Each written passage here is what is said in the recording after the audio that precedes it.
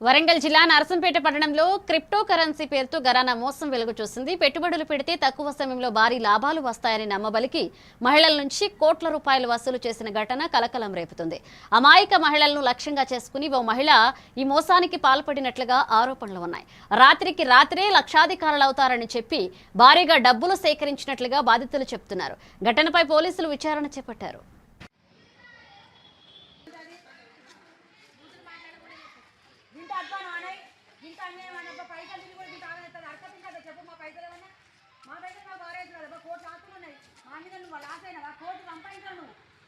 న్యాయం నాశనం అయిపోను వాడ మీద అందరు మనుషులే కాదబ్బా.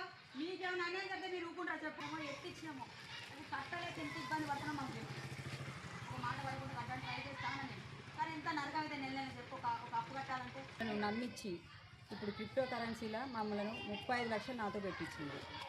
ఇప్పటి వరకు 2 సంవత్సరాల బట్టి వస్తాయని డబ్బులని ఇప్పటి వరకు మోసమే చేస్తుంది. ఇంటికి పోయి అడిగినందుకు మేము కొట్టినామని చెప్పి మా మీద కేసు పెట్టింది. సార్ ఎస్ఐ సార్ కూడా సిఐ సార్ కూడా మేము లోపలికి పోతే కనీసం మమ్మల్ని ఏం జరిగిందమ్మా అని కూడా సరిగా పట్టించుకోకుండా మీరు ఇంటి మీదకి పోయిందే తప్పని చెప్పి సార్ చెప్తాండు. కనీసం ఈ డబ్బులు ఎవరిని అడిగి ఇప్పించుకోవాలి.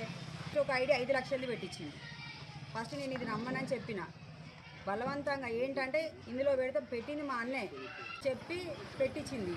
చివరికి వచ్చేసరికి ఇప్పుడు ఏంటంటే ఒకటి ఫస్ట్ 10 లక్షలు మళ్ళీ 5 తర్వాత మళ్ళీ 10 పెట్టినాం మేము. ఇప్పటి వరకు జూమ్ క్లాసులు అంటారు, అవ్వ అంటారు, ఇవ్వ అంటారు.